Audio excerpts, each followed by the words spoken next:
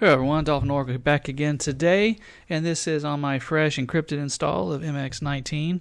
And today I thought I'd show you a few of the things you might want to do after you first set up, right after installing MX-19. So one of the first things I like to do is I like to run all the updates. And as you can see, I got a little green box down here in the corner, and this little green box is going to tell me that I've got updates. Ooh, I've got a lot of updates. Let's see what we got. You do a left click on that box, and it's going to tell you all the updates and versions to what version that you're going to have. Before I do those updates, I thought I would show you some other things. If you do a right click on this box, it's going to give you a bunch of other options. You can get to that view and upgrade menu. You can actually do the upgrade using Synaptic if you want to. You can launch MX Package Installer. You can check out the history of installed packages, which right now is nothing because I haven't installed anything yet. That history will include not only the updates, but anything you install through Synaptic or any of the apt systems. It won't show you Flatpaks. It won't show you things like that, app images, but it will show you any deb file that you might download or anything installed through apt, like with Synaptic or the MX Package Installer through most of the normal means. Let's go back here. You got help for the updater. You got help for Synaptic. And you got some different preferences for the updater. We've got a full or basic. Full is what we recommend just because it allows us to add files and maybe mark some files to be auto-removed and things like that as we update things. Or if you want to stay extremely safe, you can go with basic upgrade, which will allow us to update packages, but it won't install anything new. So anything that requires something new to be installed or removed will just be held. Those updates will be held back. You can change your left click behavior. Right now the left click opens view and upgrade window when updates are available. You can change it, opens Synaptic otherwise, but you can also change it to always open Synaptic if you want to. And there's some other options here. You can go look through this. You can also use the Debian's auto update system, which will not add or remove new packages, basically because it's a basic upgrade when you do it that way. That's just how it's done, because you don't want to mess around with automatic updates. If you want stuff updating in the background, I feel for you. Go right ahead. But we're not going to do anything fancy. So every now and then you might have to run a dist upgrade manually just to get anything extra new, so to speak. Okay, so I'm going to go back to these updates. We got a lot of updates to do, but most of them are pretty small. Flash, looks like there's some X updates. Most of the MX apps updated one way or the other. A lot of translations, and we got some Power Manager stuff. So I'm just going to go ahead and click update. You type in your root password, and it's going to fire up a terminal and do all this through apt. It's just like running it from the command line. It just helps you do it for you that way. So it's kind of the best of all worlds. Apt actually gives you a whole lot of information, and I don't know, we just like running it this way. Okay, we'll pause the video here because it's kind of boring. It's going to take several minutes for everything to download because some of these, honestly, this is a larger update than I thought it was going to be. So we will go back here. I am going to set this is a neat little trick. If you don't like the fact that when output scrolls, you can't scroll back in a terminal window, just go into Preferences, right click on the window, uncheck that box, and you can scroll back now while it's doing things. Oh, I forgot the kernel updated. So yeah, that's why the update's so large. So I'm going to let it go, and I'll be right back. Okay, there we go. So update's done. It's going to pause here and wait for you to touch a key so you can see what happened. And if you do have any error messages in the future, you can go like this and actually use the cut and paste to paste the messages directly into a forum post if you need to. I think this update went through pretty well. I didn't see any major problems. Didn't see a problem at all. So I'm going to hit the key. And so the update's done. And now this green box will eventually turn not green. There we go. So no updates available. Now, like I said, the left click will open up Synaptic now. Yep. So there's the classic Debian Synaptic package installer. So what else might you want to do right out of the gate when you open up MX? Well, you might want to, I don't know, you might want to change a wallpaper. Why not? There's a lot of ways to get to the settings in XFCE. Most of the time, I like to tell people that XFCE, right-click is your friend. right click in XFCE is like all powerful. You can get almost anything with a right click. You come here, if I click on the desktop, you see I'm going to get, so I can create launchers on the desktop, I can create website links on the desktop, I can make a new folder on the desktop or whatever. I can open up a terminal, because these are actually the some of the custom commands. I can get to the desktop settings, range icons. I get properties for things. I even get an applications menu, which is a little bit different than the main menu on our toolbar. Desktop settings is where the wallpapers are located. We got a lot of wallpapers in here because on the standard MX install, you've got both our original MX-19 themed wallpapers, but also there's some Fluxbox ones that are kind of cool. So you can go to your heart's content. You know what? That's kind of nifty. I kind of like that one. Let's see. I don't know.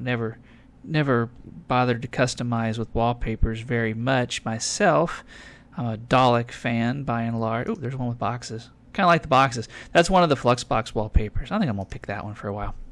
So here's a Fluxbox wallpaper. So what else might you want to do? Well, I like the clock here, but now the colors, I don't know. They're not really working for me. So I can go into, that's called a conky. For those of you who don't know, this little clock is a conky configuration. And there's both a conky manager where you can select a different conky if you want to, for instance. You can turn them off and on. That one looks kind of nice. And also, you can use our MX conky. It's kind of like an editor. You can change the configurations. And you can, if you come down here, you got different things, how to show it on all desktops or only one. You can drag it around. You can open the manager or edit the file directly. But for what I want, just with the color, I can come down here and I can click this little box, and I can change the color. I'm gonna make it yellow. Why not? Because I'm crazy like that. Oh, that's right. That's how you do it. And now it comes back with yellow. The MX conkies have been, the text and everything has been pre-configured to work with these color designations. So you can change the color of different items inside without actually editing the file themselves. You can just use a color picker, which is really handy. I'll leave that. Do you want to preserve the original file? Yes. So what it's going to do, it saves it as a new file with a timestamp. No problem. Okay, so I've kind of played around with the conky. If you don't even like the conky, a lot of people don't like these things sitting on the desktop spitting information out all the time. That's cool, I understand. Go over here to conky toggle. You can turn the dang thing off if you want to. Okay, so moving on. Some other things you might want to do. You might want to check out the FAQ. That's got various, frequently asked questions as they are. You can check that out. And also we have the manual, which is a little more fully featured and with a little bit of Linux usage in general. Still says 19.1 on here, but really it doesn't matter. It's the MX-19 user manual. So what else might you want to change? Well, for me, you may have noticed, and maybe you didn't, that everything right now is single click. I'm not a big single click fan. This is probably the biggest argument in the history of the universe of Linux.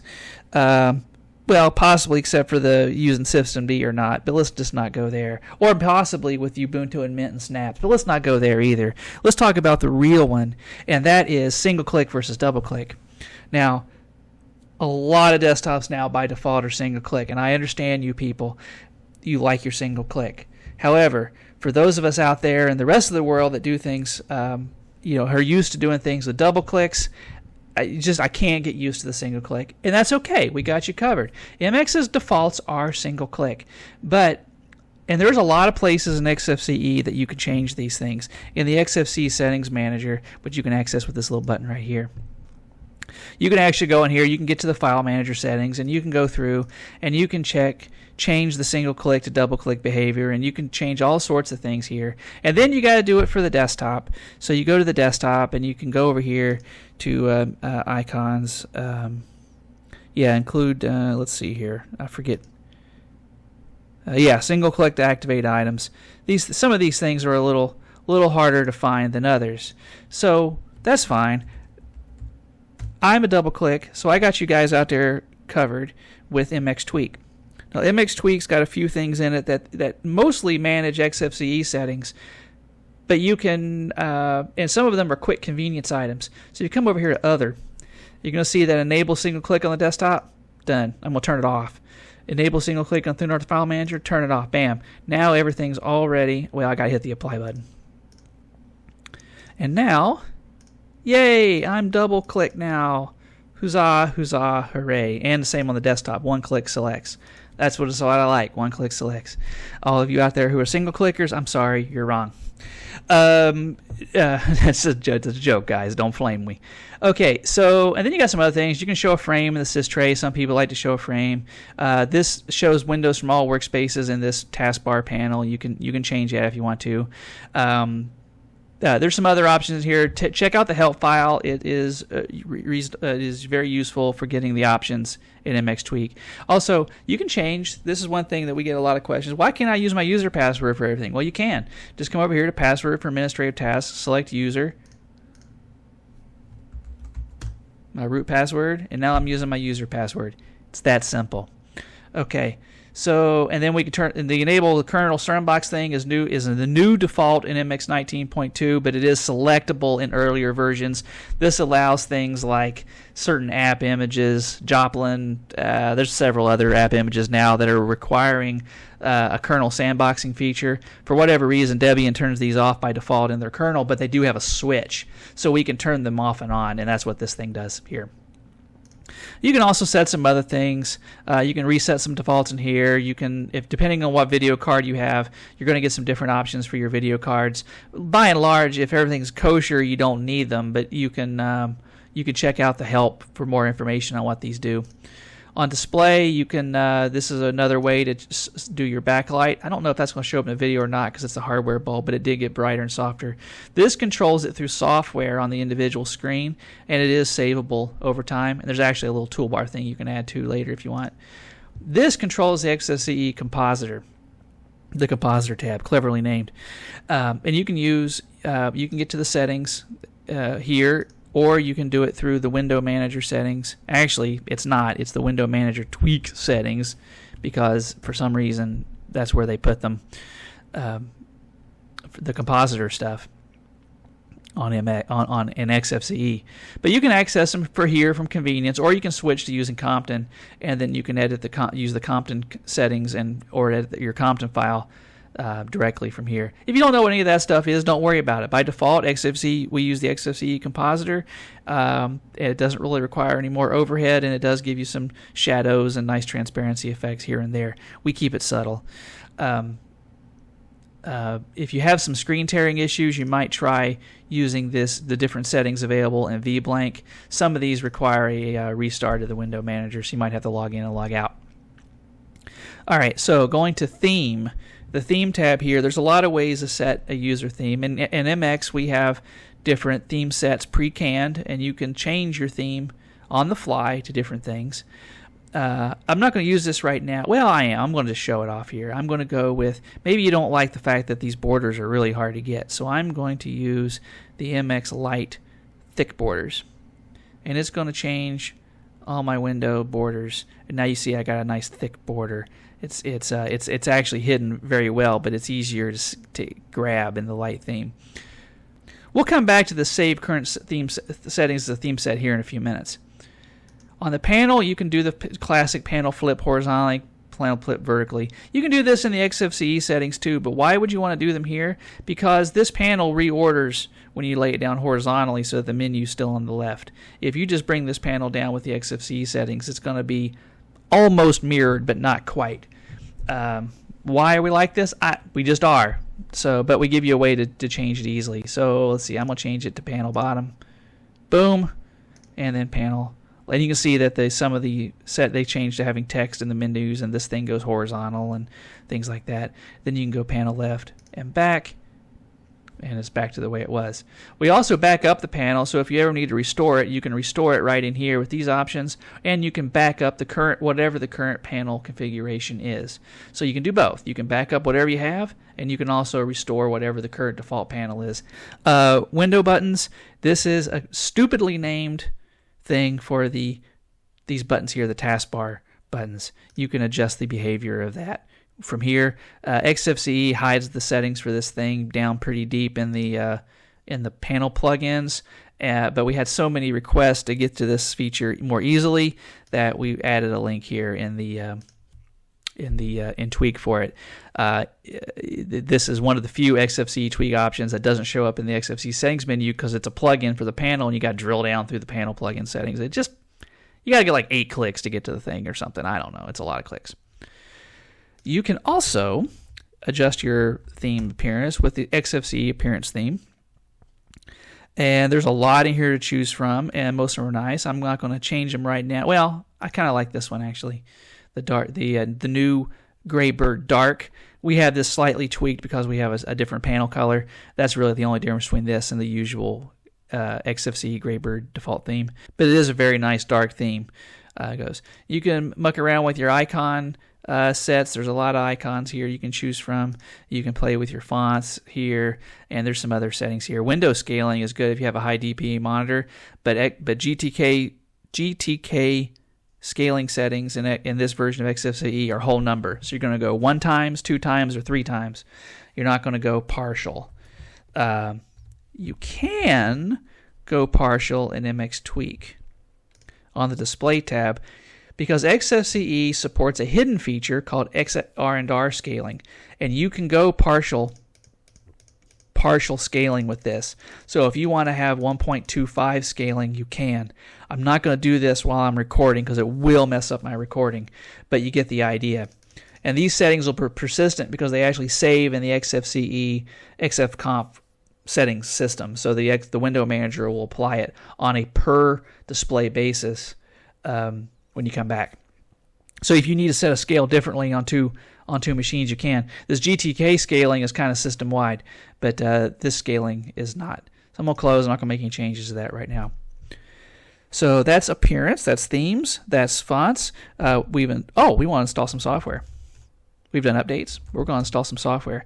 MX Package Installer is usually my first stop to go to because a lot of the applications that I need are right there in this popular applications. So I'm going to scroll through here and check some things. There's a lot of things in here that people have asked for over the years.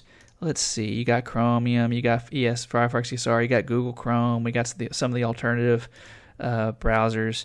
You got some children's stuff. You can install some different desktops. These are not meant to be full MX experience desktops, but we try to give you a lot of things that were useful. I need some development stuff. I need my dev packaging tools. I need Meld.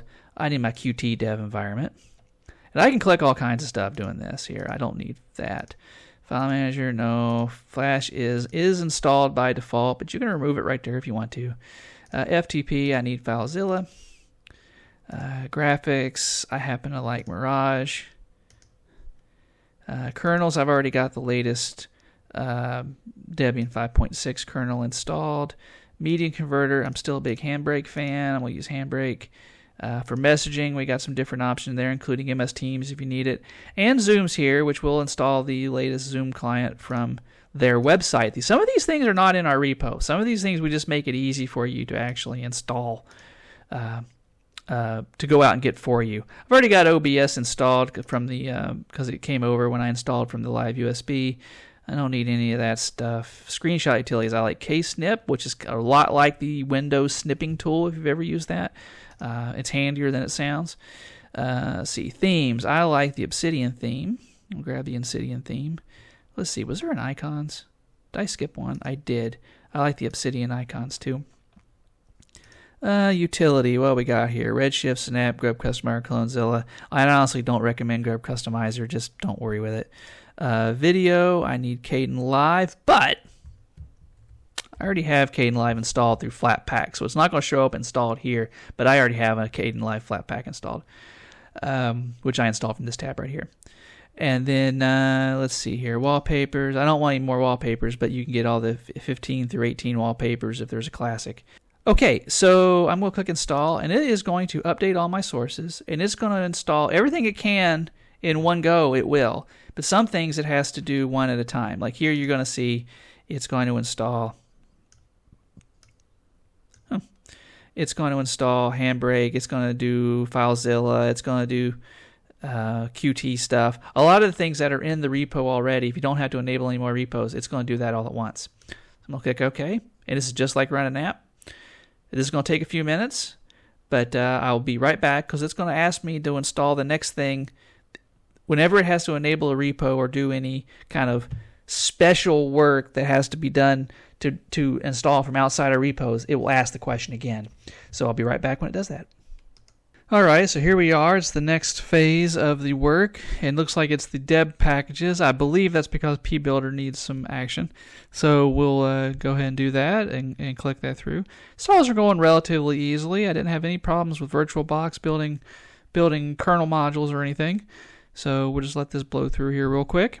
And we'll show you what happens when we get to the... Oh, it's already updating the man pages, so that's going to be pretty quick. Okay, now we're done with the debuilder and such, and it looks like it's asked me to continue with Zoom and some Mesa libraries, so I'm going to say yes. Now, it didn't pop up here in the confirmation because all this got dumped in, and apt is asking this question, not the package installer. But you can answer yes right here in the text box. Okay, and everything is processed successfully. That's exciting to know. You can always go back and grab this if you need to post on an error message or something. And there's also a log file in /var/log/mxpi.log. But you can see we got everything in here. There's Zoom. I got Meld in here. Let's see here. What else did I install? VirtualBox. So everything's in the menu already, ready to go. Now, I mentioned Flatpaks before. I'll show you the other special tabs in here. The popular applications tab has kind of special powers for enabling pulling from third-party repos. Zoom doesn't even have a repo. We just download directly from their website and install it. If you need to update Zoom, you can click that box again later and update it again. On the stable repo tab, you can install from the regular whatever repos you have enabled right now. So by default, the MX and Debian repos will be listed in here.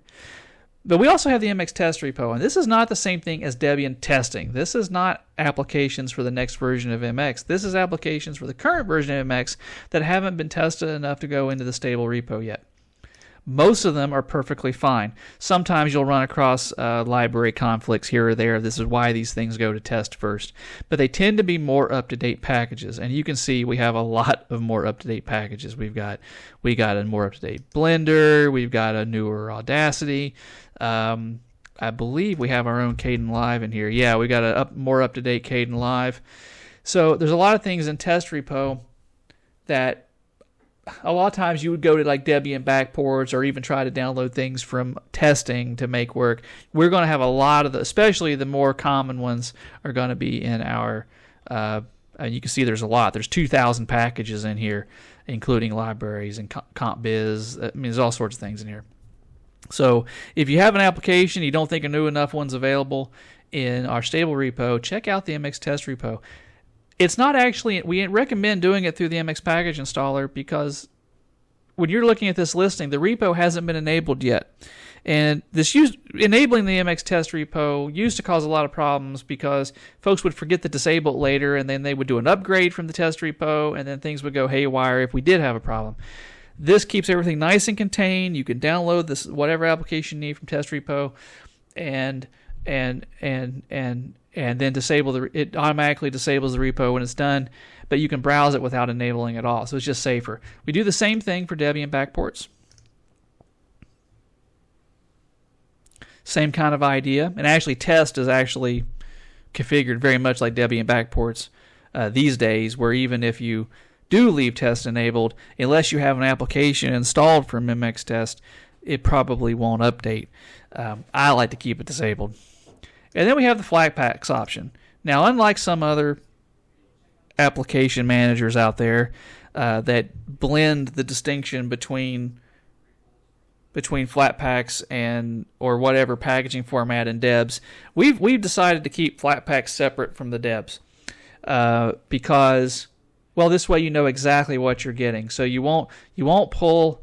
None of the applications in popular apps, stable repo, MX test repo, none of them are going to pull a Flatpak. We don't use Snap because we don't run systemd by default, but we do have these Flatpaks, and they work fine. Like I said, I have the Kdenlive one already installed, so I can show that and go to installed apps, and there's Kdenlive. installed right now. So you can pull more up-to-date applications from the Flatpak. FlatHub's enabled automatically. The first time you come in here, it's going to take a while to download all the information, and then you'll be good to go after that. So that is installing software with the MX Package Installer. You can also install your software from Synaptic. You can do it by downloading debs and installing it. The only thing I'm going to say is avoid the Ubuntu PPAs. Unless the person managing the PPA is providing for Debian, a lot of times there'll be some library conflicts. And you can't always use the version of Ubuntu that you think you can use with Debian. You just can't. They're different. They're different enough that it causes more problems than it solves. So you just keep that in mind. Go for our test repo. Go for Debian backports. Go for, if you can live with it, our stable deep repo. Go for the Flatpaks. So one of the things I installed were themes. So I'm going to open up Appearance, and I'm going to put on Obsidian 2 because I like the Obsidian 2 dark theme. And for the fonts, I'm going to use Obsidian, just a straight up Obsidian, because I do like the Obsidian icons. Close. And then I'm going to go to the window manager because for some reason a long time ago someone thought it was a good idea to separate the application theming inside the windows from the window theming outside the windows. This is the decorations. I'm going to switch to, let's see. So I'm going to switch my window manager theme. Mohili's nice. I'm going to switch it to plain dark. So I got this little red X and stuff. And it goes fairly well with the Obsidian theme. I'm going to click OK. I'm going to click... actually, it's done already, so I can click Close. It's already done, so you can see, open up Thunar. There's my new theming. Now, what if I want to save that theme combination for later? You can do that in mx-tweak. In mx-tweak, you can go to the Theme tab, and you can say Save Current Settings as a Theme Set. That's going to save the Window Manager theme. It's going to save the GTK XFCE Appearance theme, and it's going to save the icon theme. It's also going to save some panel settings if you customize your panel. So I'm going to hit Save, and I'm going to name that Dolphin. And now, if I want to go to it, it's here. So I can go back to MX Dark, and you can see it's going to change to the very, very, very dark MX Dark theme. I can go back to Dolphin, click Apply, and now we're back to this theme that I set. So this is a very nice tool for saving your themes that you have, your theme configuration you set up. So what other customizations you can do? Well, there's a lot on the panel, but I'm only going to show you one more, and that's the MX Tweak menu down here. Go to Tweak and Properties. Not MX Tweak menu. It is the Whisker menu, the XFCE Whisker menu. A lot of folks don't like the way this is configured. They don't like the icons on this side. So what you want to do, you can go through and you can change this thing. So you can show them. Well, we just got icons now. Okay, I like showing the names myself because I can never remember where everything is. You can change it so it shows the generic name. So instead of like LibreOffice Writer, it's going to say Word Processor or something like that. You can turn off the tooltips. You can change some descriptions. But this is where most people want. You can position categories next to the button is how he defines it. So here's the button. So you want the categories closest to the button. And you can also say position commands next to the search entry. Let's see, position search entry next to the panel button. See how the search entry is away from the panel button? This is going to flip it over so that it's at the bottom. And then you can say position commands next to the search entry. This is going to change the these buttons down here so that they're near the button as well. So you can really change this Whisker menu to whatever you want. You can also grab the corner. I wish more menus could do this. You can make the menu larger or smaller, and it remembers its size that you preferred. So it's a really nice menu. You've got all sorts of options here for changing these things. And if once you change your menu around a bit, you can use the MX Tweak to save your panel configuration into a backup so that you can restore it later when you want to. Also, you can check out. There's all kinds of different search options you can do. You can, if you want to, you can run something in a terminal with the pound with the bang or the exclamation point, and you can run a terminal command. It'll open a terminal and run the command. Okay, so and I kind of like this one too. When you're searching, you can show like Genie. You show as icons. instead of the traditional list. There's all sorts of things you can do with the Whisker menu. It's a really great tool. So that is just a host of the things you can do out of the gate when you might want to be setting up. There's one other I'm going to show just because there tends to be a lot of confusion about it, and that is installing codecs. Now, installing codecs, actually, I'm just going to go on a limb here. If you don't have a DVD drive for playing DVDs, you almost don't have to run this tool anymore. This tool used to be required for installing all sorts of weird things, but now it more or less only installs a couple of Windows formats, and there's a real audio format that gets installed, and there is the DVD decryption libraries you need that we don't ship, that it'll install those, and it also installs some texture packs, which makes life slightly easier on Steam, and it'll do all those things. So we'll click OK. It pulls a lot of these from Deb Multimedia without enabling the Deb Multimedia repository. Just because it's convenient that way. They've already done the work to package it. We just don't like the update. We just don't like to leave Deb Multimedia enabled because it actually conflicts with our repo on occasion. Not always, but on occasion. So there you go. Click OK. Those codecs are installed. I should be able to run a DVD if I had a DVD drive, but you can do that.